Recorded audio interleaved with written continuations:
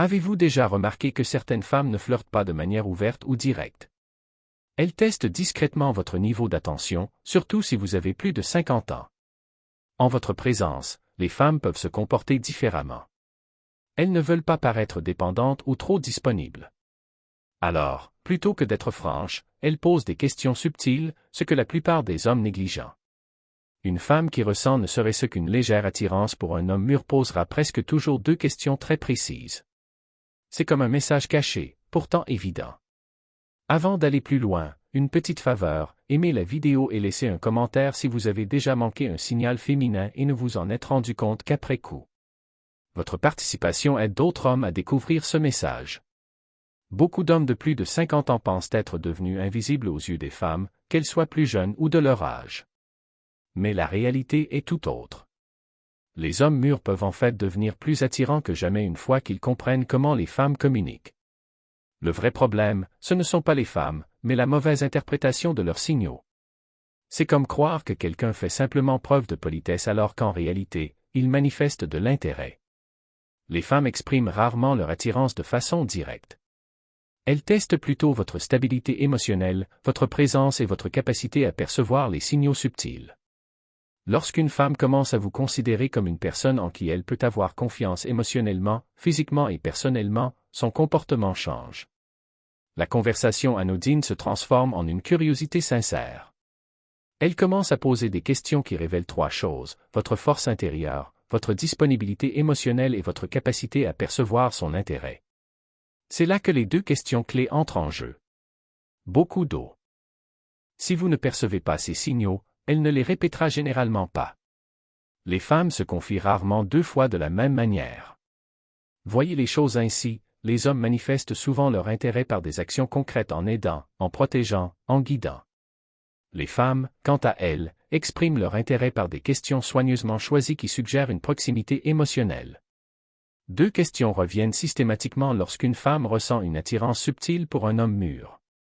Tout d'abord, il est important de comprendre qu'elle ne pose pas ces questions par simple curiosité.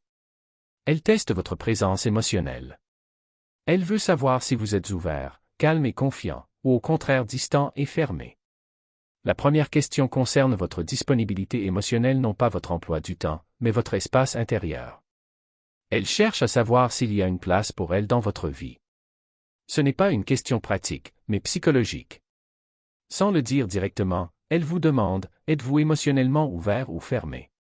La seconde question porte sur votre orientation dans la vie, pas seulement votre travail ou vos objectifs extérieurs, mais votre cheminement intérieur. Elle veut savoir si votre vie a un sens, de la stabilité et du dynamisme. Les femmes ne s'investissent pas émotionnellement auprès d'hommes qui semblent perdus ou sans but. Elles s'ouvrent aux hommes qui dégagent une impression de stabilité et d'assurance. Ainsi, lorsqu'elles posent ces questions, elles ne se contentent pas de recueillir des informations. Elle imagine ce que ce serait d'être proche de vous. Une femme peut ressentir une attirance physique, mais elle ne se rapprochera que lorsqu'elle percevra votre présence comme stable et rassurante. Ces 2 questions prennent encore plus d'importance après 50 ans, car beaucoup de femmes supposent qu'un homme a déjà une vie affective bien établie. Avant de se rapprocher, elles vérifient donc s'il. La première question paraît simple, passes-tu beaucoup de temps seul? À première vue, elle semble anodine, mais psychologiquement, elle cherche à savoir, es-tu ouvert aux relations ou préfères-tu l'isolement? As-tu de l'espace émotionnel? Elle ne s'intéresse pas à la solitude, mais à ta disponibilité. Si tu réponds bien, tu ne paraîtras ni dépendant ni fermé. Au contraire, tu sembleras équilibré, quelqu'un qui valorise son indépendance tout en étant ouvert à des relations profondes. Par exemple, tu pourrais dire que tu apprécies ton espace personnel, mais que tu aimes aussi la bonne compagnie. Cela témoigne d'une stabilité émotionnelle sans désespoir. La deuxième question est, que recherches-tu en ce moment? Là encore, il ne s'agit pas d'une simple conversation, mais d'une évaluation émotionnelle. Elle cherche à comprendre tes aspirations. Si un homme dit qu'il est incertain ou qu'il se laisse porter par les événements, cela signale souvent un manque de direction. Et les femmes, en général, ne se connectent pas émotionnellement avec les hommes qui semblent perdus, quel que soit leur âge. Une réponse efficace est simple et claire. Vous pourriez dire que vous entamez une phase plus paisible et plus riche de sens dans votre vie, ou que vous vous concentrez sur le fait de vivre avec un but précis et de tisser des liens authentiques. La clarté engendre l'attraction. Ce que la plupart des hommes de plus de 50 ans ignorent, c'est que les femmes ne recherchent pas la perfection. Elles recherchent une présence émotionnelle, de la stabilité et de la clarté. Lorsqu'elles vous demandent « Passez-vous beaucoup de temps seul ?», elles testent votre ouverture d'esprit. Lorsqu'elles vous demandent « Que recherchez-vous ?», elles testent vos aspirations. L'ouverture d'esprit, alliée à un but précis, est synonyme d'attraction. Ces questions se posent de différentes manières selon les cultures et les situations, car elles découlent du même schéma psychologique. Ce ne sont pas des questions posées au hasard, mais des repères émotionnels. Si vous répondez avec calme et présence, le lien se renforce. Si vous réagissez sur la défensive ou avec confusion, l'instant s'évanouit. Et souvenez-vous bien, les femmes répètent rarement les ouvertures émotionnelles. Si vous ratez votre chance, elle ne se représentera peut-être pas. Une femme ne teste pas vos mots, elle teste votre présence. Une fois que vous aurez compris cela, vous cesserez de deviner et commencerez à reconnaître un intérêt sincère lorsqu'il se manifeste. Avant de partir, si ce message vous a été utile, commentez « Je vois les signes » afin que d'autres hommes puissent en profiter. Et souvenez-vous, à ce stade de la vie, l'attirance ne repose ni sur l'apparence ni sur le statut social. Elle repose sur la clarté émotionnelle, la présence et la conscience.